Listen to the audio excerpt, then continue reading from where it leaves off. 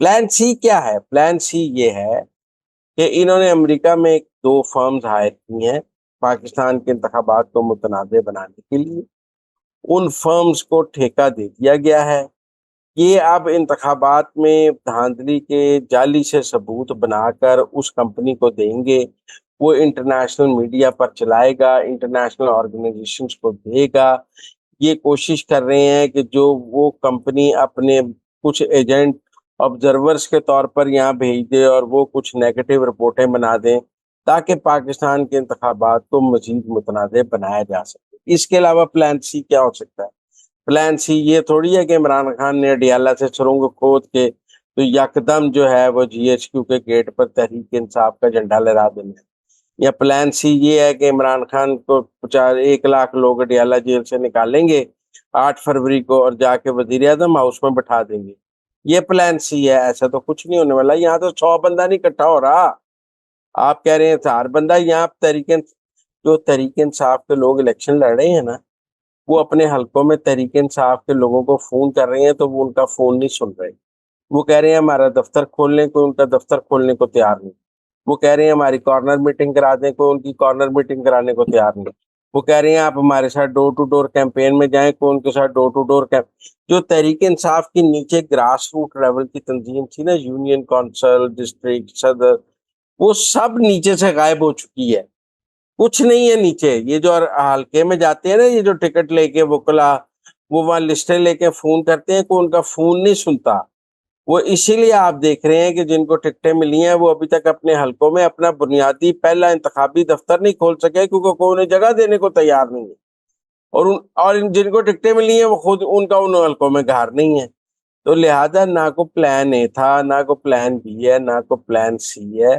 Plan سی صرف پاکستان کو بدنام کرنا ہے، پلان بی بھی پاکستان کو بدنام کرنا تھا، پلان سی بھی.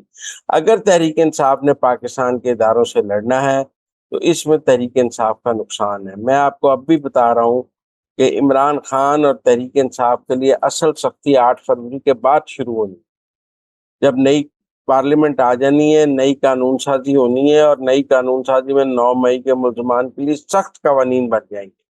تو اس لیے جو یہ سمجھ رہے ہیں نا کہ 8 فروری کے بعد وہ کوئی ایک وکیل صاحب ہیں وہ کہتے ہیں 15 فروری کو عمران خان رہا ہو جائے گا، وہ کوئی ایسا چانس نہیں ہے. یہ لوگوں کو بیوقوف بنا رہے ہیں.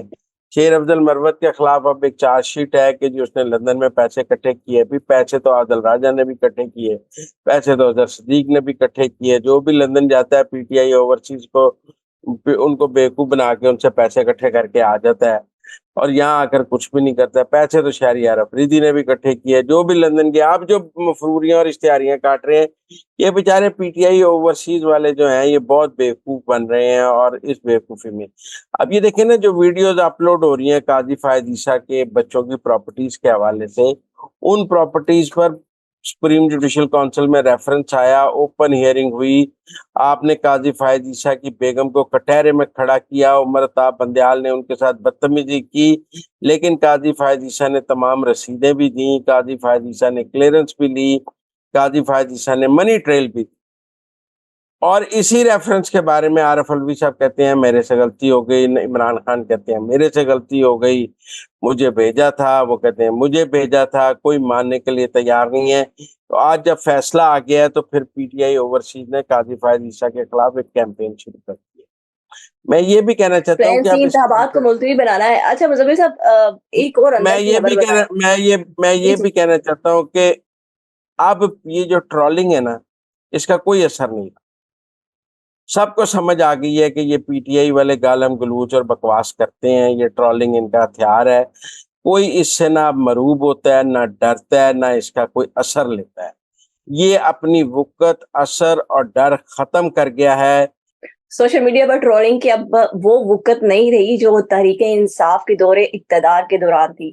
اچھا مزمل صاحب ایک اور اندر کی خبر، شیخ رشید کو دوبارہ گرفتار کر دیا گیا ہے.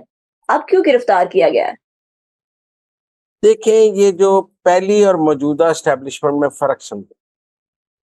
آپ کو جنرل باجوہ اور جنرل عاصم منیر میں فرق سمجھنا پڑے گا. جنرل باجوہ خود بھی ڈبل گیم کرتے تھے اور لوگ ان کے ساتھ بھی ڈبل گیم کرتے تھے. لہذا لوگوں کو عادت ہے اسٹیبلشمنٹ کے ساتھ ڈبل گیم کرنے کی اور اسٹیبلشمنٹ کی ڈبل گیم کی. باجوہ صاحب خود بھی چکر دیتے تھے, وہ عمران خان سے بھی بات کرتے تھے, شریفوں سے بھی بات کرتے تھے, زرداریوں سے بھی بات کرتے تھے, اس کو بھی پتر دے دیا, اس کو بھی پتر دے دیا, اس کو بھی چکر دے دیا, اور آگے سے لوگ باجوہ صاحب کو بھی چکر دیتے تھے. ٹھیک ہے نا. تو ایک چکر کا ایک نیا چکر باجوہ صاحب کے 6 سال میں نا ایک جھوٹ کا ایک چکر جو ہے چل رہا تھا, جس میں فیض بھی جھوٹ بولتا تھا, فیض کے بھی چکر تھے. وہ کوئی بندہ کہتا تھا کہ اگر فیض کے سامنے کیلا پڑا ہونا اور وہ کہ یہ کیلا ہے تو آپ یقین نہ کریں کیونکہ وہ جھوٹ ہی بول رہا ہوگا. کوئی سچ کی کوئی بات ہی نہیں تھی. لیکن موجودہ اسٹیبلشمنٹ میں کوئی ڈبل گیم نہیں, یہ سب گجے ہوئے تھے فیض کے اور باجوہ کے. عاصم منیر سے آپ کو ایک دفعہ تو معافی مل سکتی ہے, دوسری دفعہ نہیں مل سکتی. آپ نے ایک دفعہ معافی حاصل کی, چاہے فواد چودھری ہو, چاہے شیخ رشید ہو, چاہے عثمان ڈار ہو, لیکن اگر آپ نے معافی حاصل کرنے کے بعد دوبارہ اسٹیبلشمنٹ کو بٹرے کیا ہے تو پھر دوبارہ گفتگو کا کوئی چانس نہیں. یہ شیخ رشید صاحب تو گجے ہوئے تھے باجوے کے, مشرف کے, جو یہ مطلب اور قسم کے جرنیلوں کے. عاصم منیر اور طرح کا جرنیل ہے, وہ دوبارہ بات نہیں کرتا. وہ کہتا ہے ایک دفعہ جس نے دھوکہ دے دیا, جھوٹ بول دیا, دوبارہ اس سے بات ہونی ہی نہیں. تو یہ شیخ رشید صاحب, فواد چوہدری صاحب, ان سب نے اسٹیبلشمنٹ سے ایک دفعہ معافی حاصل کی ہے. اس معافی کے بعد پھر اسٹیبلشمنٹ کو بٹرے کیا ہے, دوبارہ معافی کا کھاتا نہیں. اب شیخ رشید کا حال تو وہ دھوبی کے کتے والا ہو گیا ہے, نہ تحریک انصاف نے ٹکٹ دی ہے, نہ اسٹیبلشمنٹ رہی ہے. اسٹیبلشمنٹ کے لیے تحریک انصاف کو ناراض کیا تو تحریک انصاف بھی نہ رہی ان کے پاس اور نہ اسٹیبلشمنٹ رہی. تو اب وہ نہ جیل بھی کاٹیں گے, جیسے فواد چوہدری صاحب جیل بھی کاٹ رہے ہیں, اور اس جیل کا کوئی فائدہ بھی نہیں ہے کیونکہ عمران خان بھی ان کو لفٹ نہیں کرا رہا. یہ جیل کس کے سہارے, اس کا کوئی سیاسی فائدہ نہیں ہے, یہ گناہ بے لذت ہے. شیخ رشید صاحب کی جیل بھی کسی کام کی نہیں, فواد چودھری کی بھی کسی کام کی نہیں, عثمان ڈار صاحب نے بھی پھر پڑے جانا ہے, ان کی بھی کسی کام کی نہیں.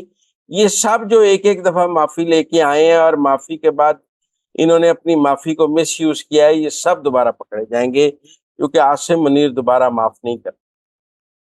یعنی دوبارہ مزید اور گرفتاریاں ہونے والی ہیں. یس, یہ جس نے ڈبل گیم کی ہے یہ سب اندر جائیں گے اور یہ سب مقدمات کو بھگتیں گے. تھینک یو مزمل صاحب کہ آپ نے ہمیں اندر کی خبروں سے باخبر کیا. مزمل صاحب کے مطابق ڈبل گیم کرنے والوں کو آرمی چیف عاصم منیر معاف نہیں کریں گے. اس کے ساتھ ہی مجھے اجازت دیں. اللہ حافظ.